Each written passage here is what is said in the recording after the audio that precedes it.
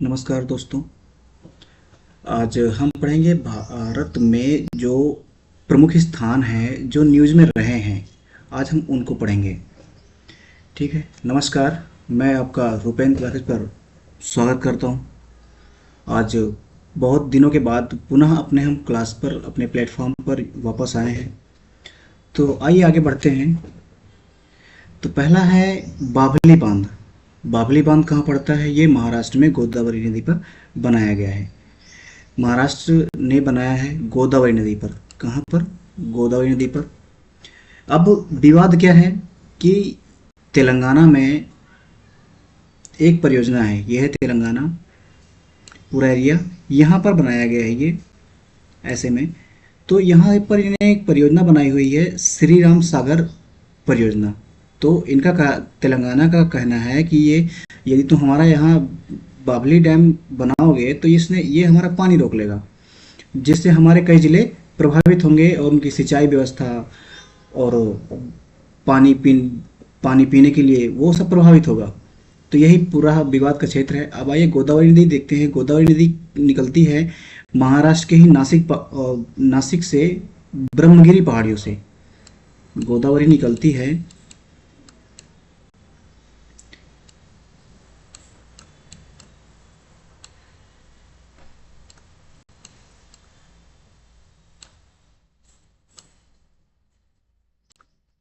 गोदावरी नदी निकलती है महाराष्ट्र के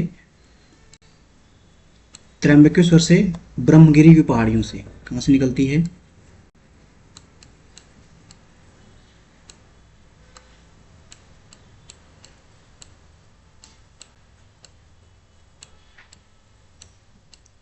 ब्रह्मगिरी की पहाड़ियों से ये निकलती है, त्र्यंबकेश्वर नामक स्थान से। तो ये गोदावरी नदी को दक्षिण की वृद्ध गंगा भी कहते हैं।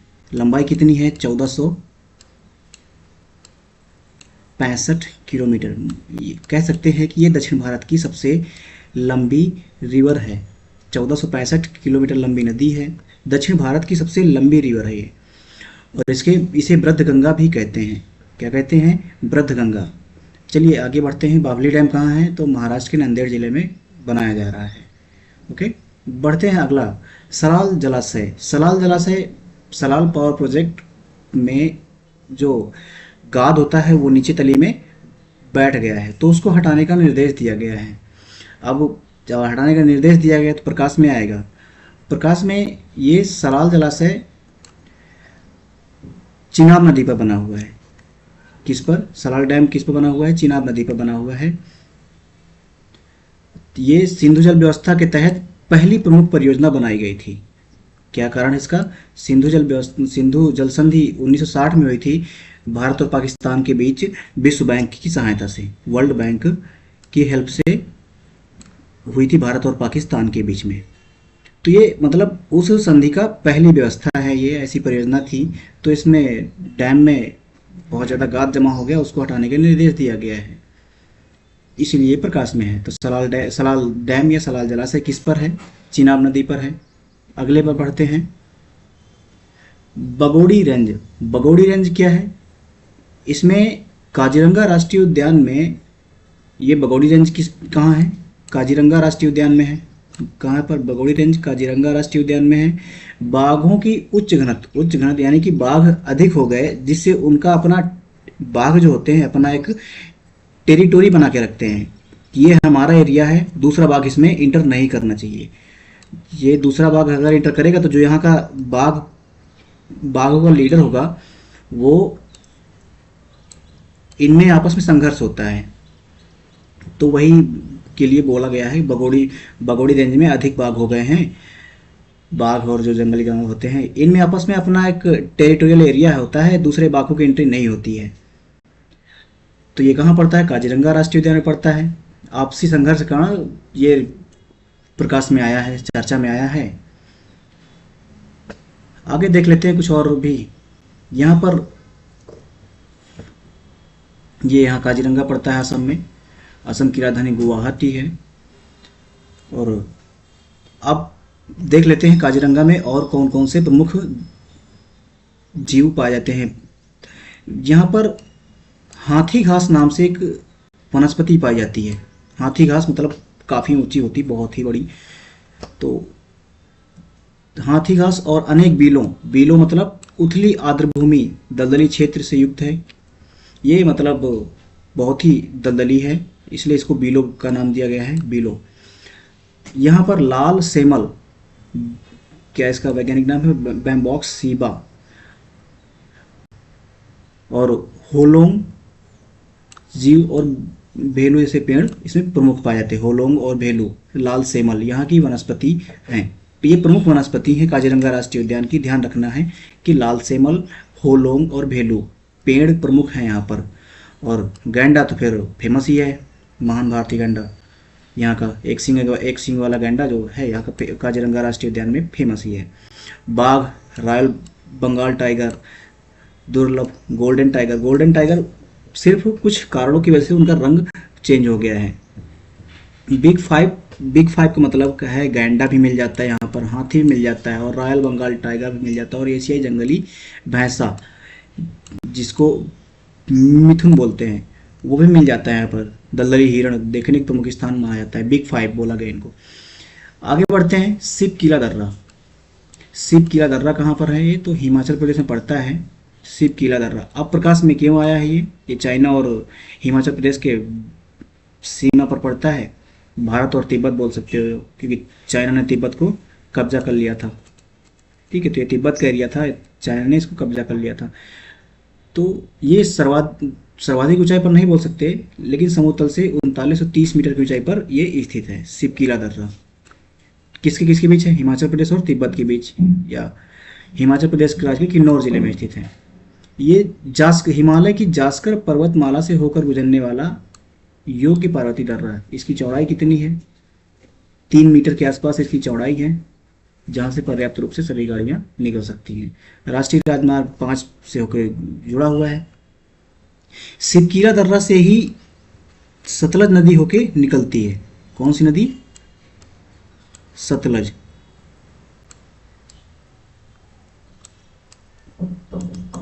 शिवकीला दर्रा से होके सतलज नदी भारत में प्रवेश करती है। ये सतलज नदी का उद्गम क्षेत्र चीन में है। यहाँ से ये आती है ऐसे ऐसे ऐसे, ये एंट्री मारती है, ये बाहर निकल जाती है यहाँ से। ठीक है, तो प्रकाश में क्यों आया है ये? शिवकीला दर्रा को हिमाचल प्रदेश गवर्नमेंट ने टूरिस्ट के लिए ओपन कर दिया है। अब यहाँ पर परमिट की आवश्यकता नहीं है, पहले परमिट की जरूरत होती थी। आगे बढ़ते हैं, आगरा। आगरा प्रकाश में क्यों है? आगरा यूपी में पड़ता है, जहाँ पर ताजमहल भी है। तो यहाँ पर अंतर्राष्ट्रीय आलू केंद्र की एक क्षेत्रीय शाखा ओपन की गई है। कहाँ पर? आगरा में अंतर्राष्ट्रीय आलू केंद्र की क्षेत्रीय केंद्र, आगरा के सिंगना नामक स्थान में। अंतर्राष्ट्रीय आलू केंद्र कहाँ है? ये इसकी स्थापना 1971 में हुई थी, और पेरू में लीमा पेरू की राजधानी है, जहाँ पर अंतर्राष्ट्रीय आलू केंद्र का मुख्यालय है, लीमा पेरू में है। ये किसके लिए है? जो आलू जैसे और भी कंद होते हैं, शकरकंद हो गया, और इन्हीं के लिए अनुसंधान का काम करता है। आगरा के सिंगना में स्थान ये है आगरा। अगला बढ़ते हैं, करिया चिल्ली द्वीप। कौन सा? करिया चिल्ली द्वीप। ये तमिलनाडु की मन्नार खाड़ी के राष्ट्रीय उद्यान में पड़ता है। मन्नार की खाड़ी के राष्ट्रीय उद्यान में पड़ता है। एक प्रवाल भित्ति क्षेत्र है। क्या है ये? यहाँ पर पड़ता है, ये मन्नार खाड़ी है, गल्फ ऑफ मन्नार है, ये यहाँ पर ये पड़ता है, ये गल्फ ऑफ मन्नार है।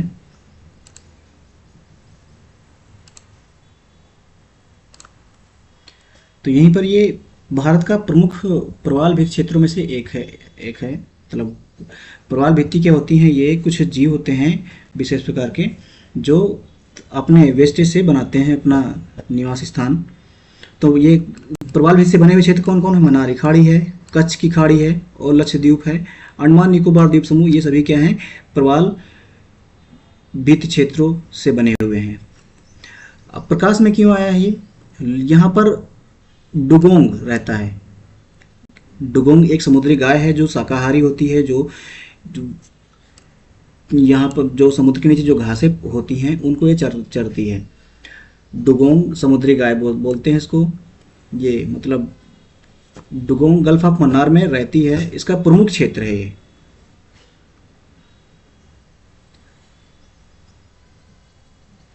प्रकाश में क्यों आया है कि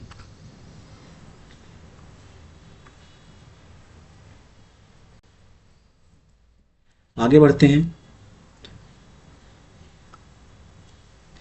टनसोर, टनसोर परियोजना क्या है? ये तमिलनाडु तटीय तमिलनाडु द्वारा समुद्री संसाधनों का सतत दोहन ऐसी परियोजना है। संरक्षण नीति मतलब समुद्री संसाधनों कुछ अधिक ही दोहन हो रहा है तो उसको कंट्रोल करने के लिए तमिलनाडु गवर्नमेंट ने परियोजना बनाई है। तो इसमें क्या करेंगे, ये प्रवाल भित्ति से बने कुछ मतलब कृत्रिम प्रवाल भित्ति के लिए स्थापना करेंगे, कृत्रिम प्रवाल मॉड्यूल की स्थापना करेंगे और समुद्री घास का रोपण करेंगे। प्रवाल का पुनर्स्थापन करेंगे। समुद्री घास का रोपण क्यों करेंगे?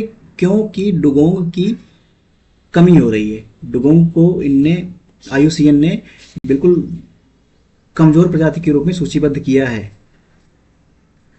डुगोंग को कमजोर प्रजाति के रूप में इंडेंजर्ड स्पीशीज के रूप में सूचीबद्ध किया है। लगातार इसकी जनसंख्या कम हो रही है क्योंकि समुद्री संसाधनों का अत्यधिक दोहन हो रहा है, जिसकी वजह से समुद्री घास कम हो रही है। तो टनसोर परियोजना के तहत समुद्री घास का रोपण किया जाएगा, प्रवाल पर्यावरण का पुनर्स्थापन किया जाएगा, कृत्रिम प्रवाल भित्तियां बनाई जाएंगी जिससे कि जो करियाचिल्ली द्वीप है उसमें कमी ना हो और वो सस्टेन करता रहे। आगे बढ़ते हैं। सिंगादुर पुल, कौन सा पुल है? सिंगादुर पुल है। ये शिवमोगा जिला कर्नाटक में है। कहाँ पर है? सिंगादुर पुल शिवमोगा जिला कर्नाटक। अंतर्देशीय केबल स्टेट पुल है, देश में ये है। 2.25 किलोमीटर, भारत का सेकंड लॉन्गेस्ट अंतर्देशीय केबल स्टेट पुल है, सेकंड लॉन्गेस्ट है। आगे बढ़ते हैं। ये क्या है? रीजन क्यों बनाया गया है? प्रसिद्ध तीर्थ स्थल सिंगादुर तक कनेक्टिविटी प्रदान करने के लिए। और ये पुल किस नदी पर बना हुआ है? सरवती नदी पर बना हुआ है, जो पश्चिमी घाट से निकलती है। सरवती नदी पर बना हुआ है। इसी पर जोग फॉल्स, कर्नाटक का जो जोग फॉल्स है सरवती नदी पर ही बना हुआ है। जोग फॉल्स कहाँ किस नदी पर है? सरवती नदी पर कर्नाटक का जोग फॉल्स है। आगे बढ़ते हैं। बित्रा द्वीप, बित्रा द्वीप कहाँ पड़ता है?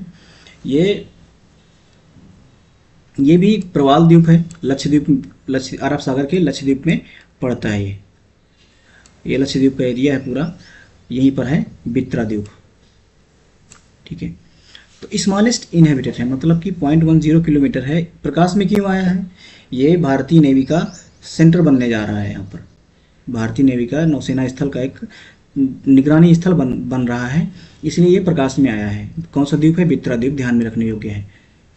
ये अरब सागर में एक निगरानी स्थल बनाया जाएगा यहाँ से नौसेना और को इंडियन कोस्ट गार्ड के लिए। आगे बढ़ते हैं। माजुली द्वीप, माजुली विश्व का सबसे बड़ा नदी द्वीप है। माजुली द्वीप विश्व का सबसे बड़ा नदी द्वीप है। ये ब्रह्मपुत्र रिवर पर है। कहाँ पर है?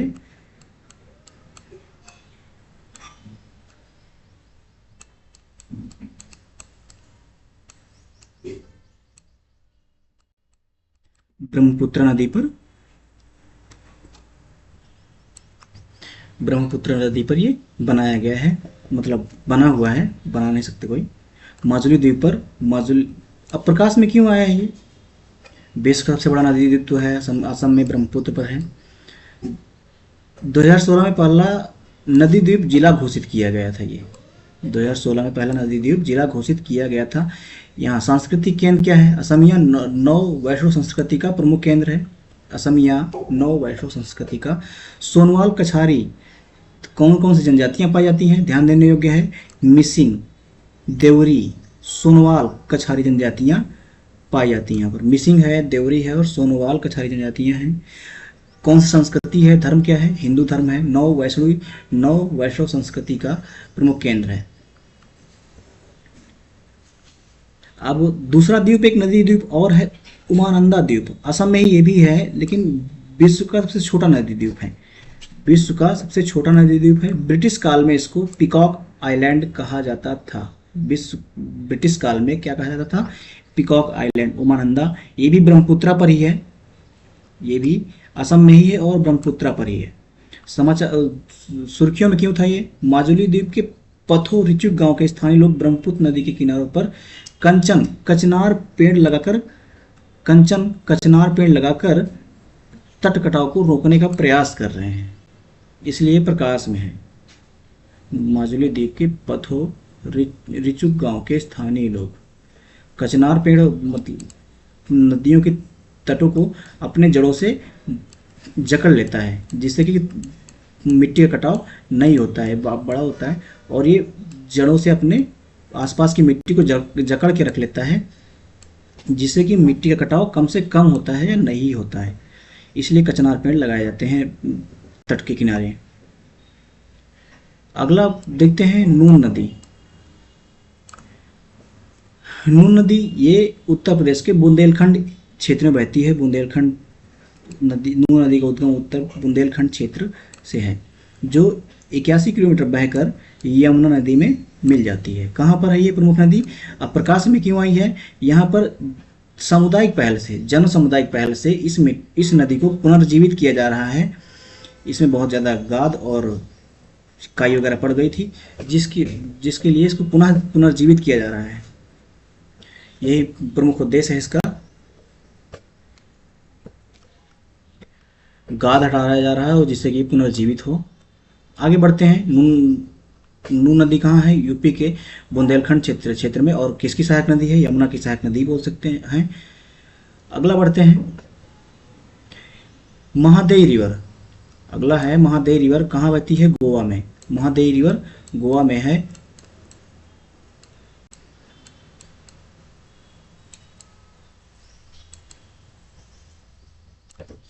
गोवा में है। उद्गम स्थान इसका पश्चिमी घाट। उद्गम कहाँ हो रही है, पश्चिमी घाट एक स्थानीय नदी है। भीमगढ़ वन्यजीव अभ्यारण्य से, कर्नाटक से होता है। उद्गम स्थान कहाँ है इसका,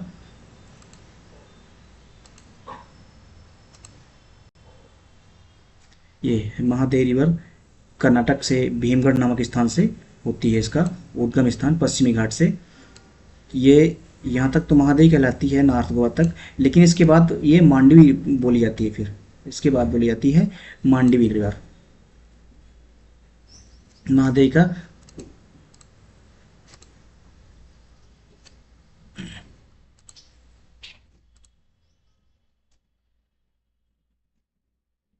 भीमगढ़ वन्यजीव से होकर पश्चिमी घाट में से प्रवाहित होती है।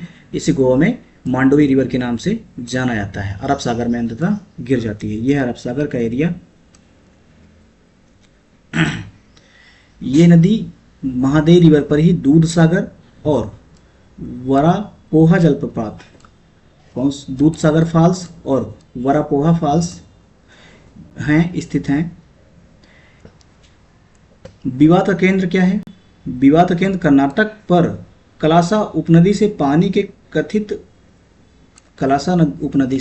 पानी के अवैध मोड़ का आरोप है। इसलिए गोवा ने अपना तर्क दिया है कि ये कर्नाटक में इस नदी का पानी रोका जा रहा है, इसलिए ये प्रकाश चर्चा में नदी है। नापड़े फॉल्स, ये कहाँ पर पड़ता है, महाराष्ट्र के कोंकण जिले में। जब भी ऐसा नाम दिखे, नापड़े, कापड़े, पापड़े, तो महाराष्ट्र के में ही समझ लेना आप लोग, ठीक है। नापड़े फॉल्स कहाँ है, महाराष्ट्र के कोंकण क्षेत्र में स्थानीय फॉल्स है। जैव विविधता, यहाँ पर सोरोबिल्स, हॉर्नबिल्स, तितलियां और स्थानीय वनस्पतियां हैं।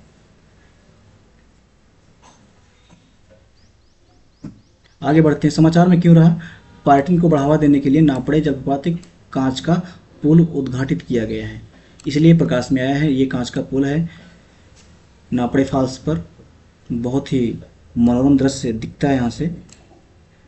तो नापड़े फॉल्स कहाँ पर पड़ता है? महाराष्ट्र के कोंकण क्षेत्र में फॉल्स एक, पश्चिमी घाट में भी ये भी है। आगे आते हैं वुलर लेक। ये प्रकाश में क्यों आई है? वुलर लेक कहाँ पर है? जम्मू कश्मीर में है। ये पानी कहाँ से प्राप्त करती है? झेलम दरिया से पानी। भारत की सबसे बड़ी मीठे पानी की झील है ये। भारत की सबसे बड़ी मीठे पानी की झील है और भारत की सबसे बड़ी मीठे पानी की झील है और एशिया में सेकंड है। इसकी उत्पत्ति टेक्टोनिक भूकंपीय से है। टेक्टोनिक मतलब भूकंपीय प्लेटों से है। ये हारमुक पर्वत के तलहटी में स्थित है। ये जो साइड पर्वत दिख रहा है आप लोग को, ये हारमुक पर्वत है, उसी की तलहटी में वुलर लेक है। ये पानी कहाँ से प्राप्त करती है? झेलम रिवर से इसका पानी प्राप्त होता है। 1990 में से रामसर स्थल घोषित किया गया था। रामसर स्थल विश्व आर्द्रभूमि दिवस कब मनाया जाता है? तो ये बात ध्यान रखने की है। आर्द्रभूमि 2 फरवरी को विश्व आर्द्रभूमि दिवस मनाया जाता है। 1971 में रामसर कन्वेंशन हुआ था, तभी से आर्द्रभूमियां घोषित की जाने लगी हैं। ईरान के रामसर नामक स्थान पर सम्मेलन हुआ था सभी देश मिलके, तो तभी से आर्द्रभूमि घोषित की जाने लगी हैं। उसी के नाम पर रामसर एक स्थान है। वही उसी स्थल के नाम से जो भी आर्द्रभूमियां घोषित की जाती हैं उनको रामसर स्थल का अंतर्राष्ट्रीय महत्व का दर्जा दिया जाता है। अब प्रकाश में क्यों आया है? यहाँ पर 1992 में एक भयंकर बाढ़ आई थी, जिसकी वजह से यहाँ पर अत्यधिक गाद जमा हो गया था। लेकिन तो उस गाद में जहाँ पर जो कमल के फूल खिलते थे वो पुनः अब खिलने लगे हैं, जिससे कि इसकी पारिस्थितिकी सुंदरता और अधिक बढ़ गई है। आगे बढ़ते हैं। चोल गंगम झील ये बहुत ही प्राचीन झील है। इसका नया नाम जो आज वर्तमान नाम है पोनेनेरी झील है। पोनेनेरी झील राजेंद्र चोल ने 1014 और राजेंद्र चोल जो चोल वंश के एक प्रमुख शासक हुए थे, इनने बंगाल पर जब विजय प्राप्त की थी तो वहाँ पर बंगाल की मतलब गंगा नदी का पानी अपने एरिया में लाने के लिए इनने एक झील बनाया और उसी झील का नाम चोल गंगम झील दिया था। उस टाइम का ये गंगा नदी से पानी लेके आए और चोल गंगम झील में इकट्ठा किया। तो ये हाइड्रोलिक इंजीनियरिंग का एक उत्कृष्ट उदाहरण है, जिससे पवित्र गंगा के पानी को नई राजधानी गंगईकोंडा चोलपुरम तक पहुंचाने के लिए डिजाइन किया गया था। बंगाल में जमीन में चढ़ाई करके उसे विजिट किया तो वहां पर उसको एक नई राजधानी बनाई थी गंगईकोंडा चोलपुरम। तो चर्चा में क्यों है? तमिलनाडु गवर्नमेंट ने इसको प्रमुख पुनः स्थापित करने के लिए घोषणा की है। चोलगंगम झील को नया नाम क्या है? पोनेनेरी झील। आगे बढ़ते हैं। मूसी रिवर हैदराबाद में है। हैदराबाद किस नदी के किनारे है? बहुत सारा क्वेश्चन पूछा जाता है, तो ये मूसी नदी के किनारे है। हैदराबाद किसके किनारे है?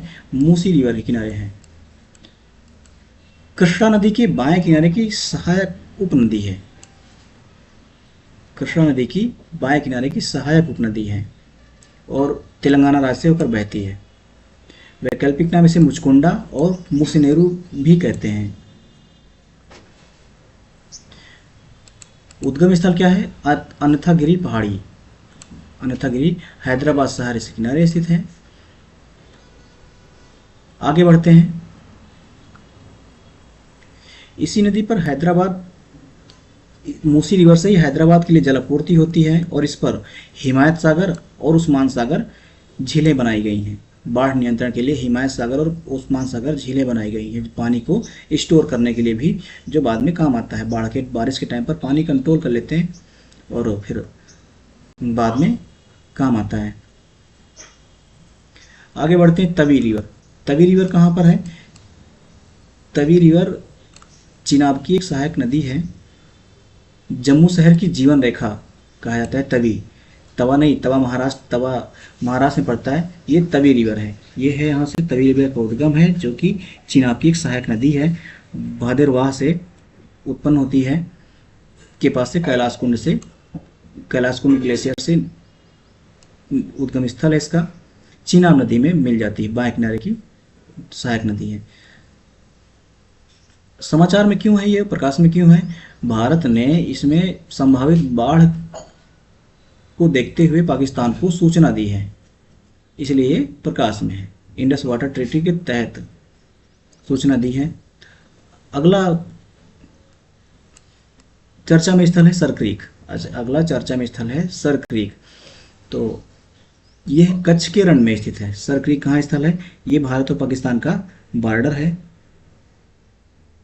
तो सर क्रीक स्थल यहाँ पर स्थित है। प्रकाश में क्यों है? गुजरात की तटरेखा के साथ एक संवेदनशील क्षेत्र है, मछली पकड़ने के लिए और हाइड्रोकार्बन संपदा के लिए प्रसिद्ध है। हाइड्रोकार्बन संपदा मतलब पेट्रोलियम वगैरह यहाँ पर है, पाया जाता है, तो इसलिए है। तो विवाद का कारण क्या है? रक्षा मंत्री राजनाथ सिंह ने हाल ही में पाकिस्तान को कड़ा संदेश, चेतावनी दी है कि इस क्षेत्र में कोई भी आक्रमण कड़े जवाब का सामना करेगा। इसलिए किसी भी प्रकार का अतिक्रमण तुम्हारा, किसी भी प्रकार का घुसपैठ हमारी ओर से कड़े जवाब का सामना किया करोगे। तो इसलिए इधर भी आंखों से देखना भी नहीं, ऐसा बोल सकते हो। भारत का एकमात्र कीचड़ ज्वालामुखी है, कहाँ पर है? अंडमान निकोबार द्वीप में। बरतांग द्वीप अंडमान निकोबार में है। बरतांग द्वीप कहाँ पड़ता है? यहाँ पर एक कीचड़ ज्वालामुखी है। ये कीचड़ ज्वालामुखी में क्या होता है कि यहाँ पर लावा नहीं निकलता है, गैस नहीं निकलती है, यहाँ पर भूमिगत कीचड़ निकलता है, ऊपर को भूमिगत कीचड़ निकलता है वो, जिसमें इसके साथ मेथेन गैस निकलती है। कौन सी गैस निकलती है? Methane gas. ध्यान देने योग्य है कि कीचड़ ज्वालामुखी से क्या निकलता है, तो मेथेन गैस CH4 निकलती है। भूमि से गैस के दबाव संचालित अक्सर हाइड्रोकार्बन जमा से उत्पन्न दबाव कीचड़ दरारों के माध्यम से ऊपर निकलता है।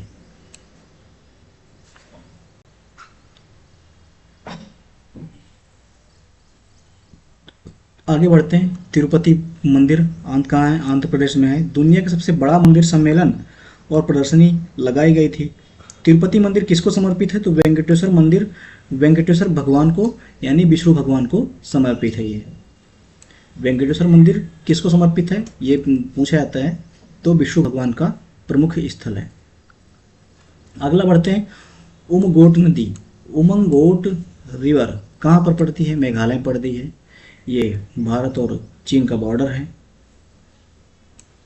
उमगोट नदी को डॉकी नदी के नाम से भी जाना जाता है, यानी डंकी नदी के नाम से भी जाना जाता है। डंकी नदी क्यों?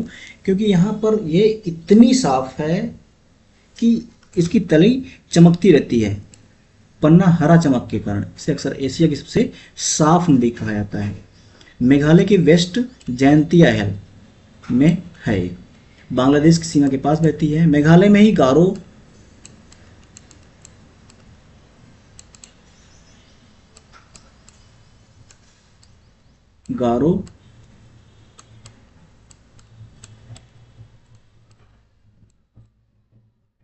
खासी और जयंतिया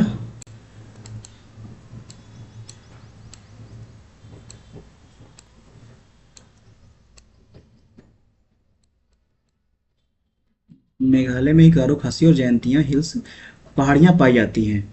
इन्हीं ये स्थानीय जनजातियां भी इन्हीं के नाम पर हैं। गारो जनजाति, खासी जनजाति और जयंतिया जनजाति मेघालय में पाई जाती है। एशिया की सबसे साफ नदी उमगोट रिवर या डंकी रिवर में कहाँ पर है? मेघालय में।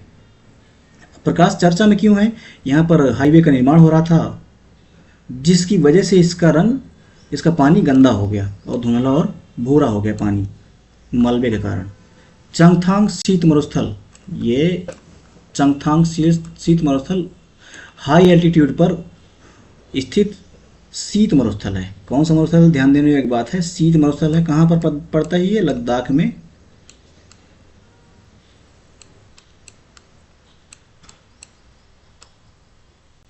लद्दाख में पड़ता है चंगथांग शीत मरुस्थल। चंगथांग पठार कहाँ से लगा हुआ है? तिब्बत से सटा हुआ है। उच्च ऊंचाई हाई एल्टीट्यूड पर स्थित शीत मरुस्थल है। यहाँ पर ही है चंगथांग। यहाँ पर लद्दाख में पैंगोंग त्सो, जो भारत और चीन की सीमा पर है। भारत और चीन सीमा पर ये पैंगोंग त्सो है, और त्सो मोरोरी झीलें पाई जाती हैं। चंगथांग शीत मरुस्थल, चंगथांग नामक स्थान में ही, यहीं पर शीत मरुस्थल में चांगपा खनाबदोश ग्वाल रहते हैं, जो पश्मीना बकरियों को पालते हैं। पश्मीना बकरियां फेमस इसलिए हैं क्योंकि पश्मीना ऊन से एक बहुत ही गर्म ऊन निकाला जाता है, जो बहुत ही गर्म कंबल बनता है। पश्मीना ऊन के नाम से वो जाना जाता है। उसको जीआई टैग भी मिला हुआ है लद्दाख के लिए, तो वो फेमस है। फेमस ये चर्चा में क्यों आया है? यहाँ पर लद्दाख में 12 प्रमुख रक्षा परियोजनाओं को मंजूरी दी गई है। अगला है काराकोरम वन्यजीव अभयारण्य। काराकोरम वन्यजीव अभयारण्य पढ़ते हैं इसको। ये भी केंद्र शासित प्रदेश लद्दाख में स्थित है। अब जब 12 प्रमुख रक्षा योजनाओं की घोषणा की गई है, तो जितने भी वहां पर हैं सभी को प्रकाश में लिया जाएगा। लेह जिले में स्थित है लद्दाख के। काराकोरम पर्वत श्रृंखला का एक भाग है ये काराकोरम वन्यजीव अभयारण्य। ध्यान रखना, ये काराकोरम पर्वत श्रृंखला यहीं पर है। अगला बढ़ते हैं डेमचोक। डेमचोक भी लद्दाख में स्थित है। ये भी भारत चीन सीमा पर स्थित एक गांव है। भारत जब 1962 में भारत चीन के बीच युद्ध हुआ था, तो इसे 2 हिस्सों में बंट गया था। चीन ने कब्जा कर लिया था डेमचोक गांव पे। तो आधा जो है वो डेमचोक भारत का है और डेमकोंग चीन का है। घोषणा में क्यों है? क्योंकि वही बात पुरानी वाली 12 प्रमुख रक्षाओं परियोजना की घोषणा की गई है, जिसकी वजह से ये भी प्रकाश में आया है। बैटलफील्ड टूरिज्म के तहत डेमचोक को पर्यटकों के लिए खोला गया है। अगला देखते हैं सरंडा वन। प्रमुख कारण सरंडा वन झारखंड के पश्चिमी सिंहभूम जिले में स्थित है। छोटा नागपुर पठार, झारखंड, छत्तीसगढ़, ये छोटा नागपुर पठार में पड़ते हैं। एशिया का सबसे बड़ा साल सोरिया रोबुस्टा जंगल माना जाता है।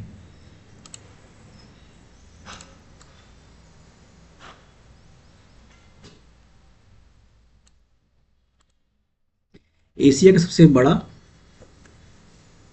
छोटा नागपुर पठार में सेमी डेसिडुअस फॉरेस्ट है, मतलब पतझड़ वन पाए जाते हैं। वन बेल्ट का हिस्सा है झारखंड, छत्तीसगढ़ और ये अपना महाराष्ट्र, उत्तर प्रदेश। यहाँ पर डेसिडुअस फॉरेस्ट पाए जाते हैं। पतझड़ वन, पतझड़ वन का मतलब है जो गर्मियों में बसंत ऋतु में अपनी पत्तियां गिरा देते हैं, बाकी बरसात ऋतु में अपनी पत्तियां पुनः आ जाती हैं उनकी। जनसंख्या में झारखंड में जो जनजातियां यहाँ पाई जाती हैं, हो, मुंडा, उरांव, ऐसी जनजातियां यहाँ पाई जाती हैं। झारखंड ये स्थान जो है ये 5वीं अनुसूची के तहत आते हैं। 5वीं अनुसूची का मतलब है कि विशेष एरिया, यहाँ पर सभी बाहरी क्रियाएं नहीं होंगी।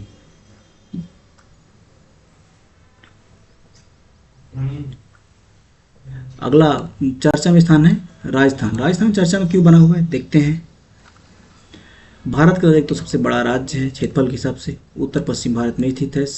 राज्य के लगभग 60% क्षेत्र में फैला हुआ है। थार रेगिस्तान तो राज्य के आधे से अधिक में फैला हुआ है। अरावली पर्वत श्रृंखला यहाँ पर विवाद में इसलिए आया है क्योंकि अरावली पर्वत श्रृंखला है। विवाद में क्यों है? यहाँ पर अरावली पर्वत श्रृंखला है, जिसकी वजह से ये विवाद में आया है। सुप्रीम कोर्ट ने निर्देश दिया था कि जो भी 100 मीटर से ऊंची पहाड़ियां होंगी, मतलब केंद्र सरकार ने निर्देश दिया था कि 100 मीटर से ऊंची पहाड़ियां ही पहाड़ियां मानी जाएंगी, बाकी पहाड़ियां नहीं होंगी।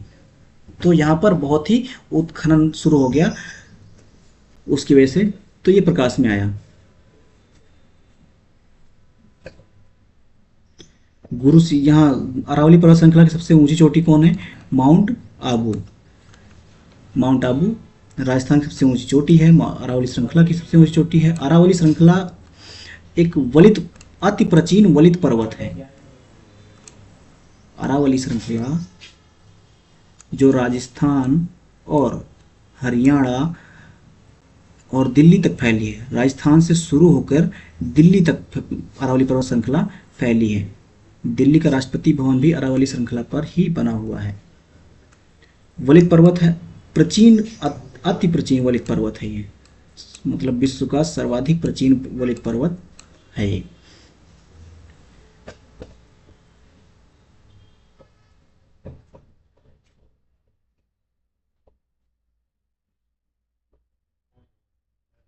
समाचार क्यों है? प्रकाश में क्यों है? सुप्रीम कोर्ट के कुत्तावादी नियंत्रण के निर्देश के बाद राजस्थान भारत का पहला राज्य बन गया है जो आवारा कुत्तों के प्रबंधन के लिए विस्तृत रूपरेखा जारी किया है, इसलिए राजस्थान फेमस हो गया है। किश्तवाड़, किश्तवाड़ कहाँ पर है? जम्मू कश्मीर के दासीगाम में है।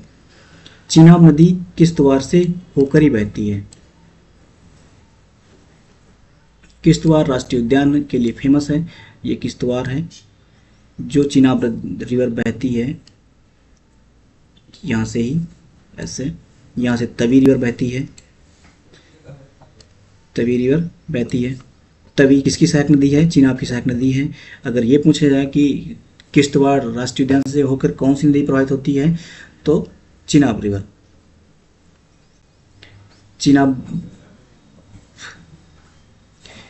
चिनाब रिवर पर जल विद्युत परियोजनाएं कौन कौन सी हैं? किथई है, रतले है, रतले जल विद्युत परियोजना, किथई जल विद्युत परियोजना, ये नई परियोजनाएं हैं, इसलिए प्रकाश में आया है ये।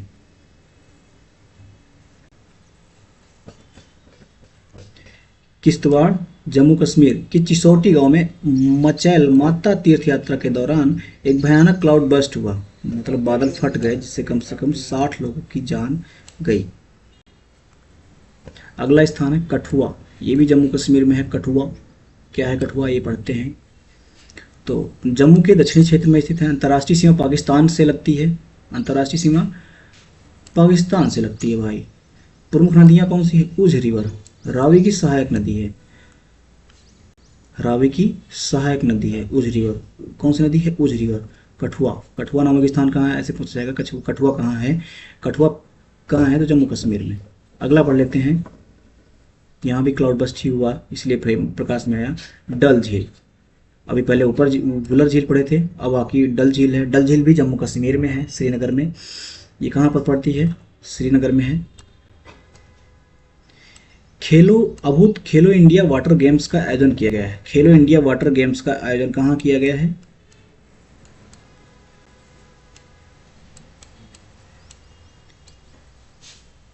खेलो इंडिया, कश्मीर का मुकुट बोलते हैं इसको, श्रीनगर का रत्न, फूलों की झील बोलते हैं। ये श्रीनगर में एक पर्यटन स्थल है, अति महत्वपूर्ण पर्यटन स्थल है।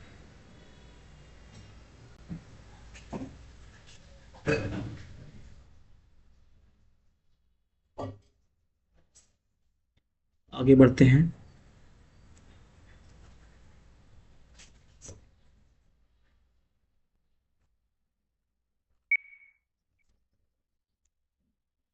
द्वीप कौन से हैं? रूपलंग, चार मीनारी, लोकुत डल, सोनालंग, बोट डल, ये द्वीप प्रमुख हैं। फ्लोटिंग विशेषताएं, फ्लोटिंग गार्डन्स, राड़, सब्जी और फूलों की खेती होती है। फ्लोटिंग मार्केट में शिकारा नावों के माध्यम से संचालित होती है। फ्लोटिंग मार्केट भी लगती है। फ्लोटिंग गार्डन्स मतलब इन्हीं नावों पर सब्जी बिकने आती है, और इन्हीं नावों पर फूल और सब्जी, और ये शिकारा, जिनको कौन सी नाव बोलते हैं? शिकारा नाव है। इन्हीं पर लोग रहते भी हैं, क्योंकि ये काफ़ी बड़े एरिया में फैली हुई है। क्षेत्रफल इसका 18 से 22 स्क्वायर किलोमीटर है। तो लोग यहाँ रात्रि निवास भी करते हैं इन्हीं नावों पर। और भी नावें बड़ी हैं। नावें कौन सी बोलते हैं इनको? शिकारा नावें। शिकारा नाव के माध्यम से संचालित सब्जी और फूल भी बिकते हैं। मतलब पूरा का पूरा मार्केट इन्हीं नावों पर ही लगता है। लोग नाव से जाते हैं, नाव से ही आते हैं। ऐसा है। पर्यटन स्थल, पर्यटन धरोहर स्थल क्या है? मुगल गार्डन्स में निशात बाग, आनंद बाग, शालीमार बाग जहांगीर ने बनवाया है, चश्मा शाही प्राकृतिक झरना है, निशात बाग है, शालीमार बाग है। आगे बढ़ते हैं। Bairabi Sairang broad gauge railway line, प्रधानमंत्री मोदी ने Bairabi Sairang broad gauge railway line का उद्घाटन किया है। कहाँ किया है? आइजोल को राष्ट्रीय रेल नेटवर्क से जोड़ती है, असम के रास्ते जुड़ा हुआ है। ये आइजोल मिजोरम में है। आइजोल मिजोरम की राजधानी है, जहां पर अभी तक रेलवे लाइन नहीं गई थी। तो अब यहाँ भी भारत के पूर्वी भारत में अभी रेलवे का उतना नेटवर्क नहीं हो पाया, अब लेकिन हो रहा है, धीमे धीमे विकास हो रहा है। तो मिजोरम तक आइजोल को राष्ट्रीय रेल नेटवर्क से जोड़ दिया गया है। इससे मिजोरम की कनेक्टिविटी और आर्थिक विकास के लिए महत्वपूर्ण परियोजना है। आगे आज के लिए बस यहीं पर स्थान लेते हैं। कल पुनः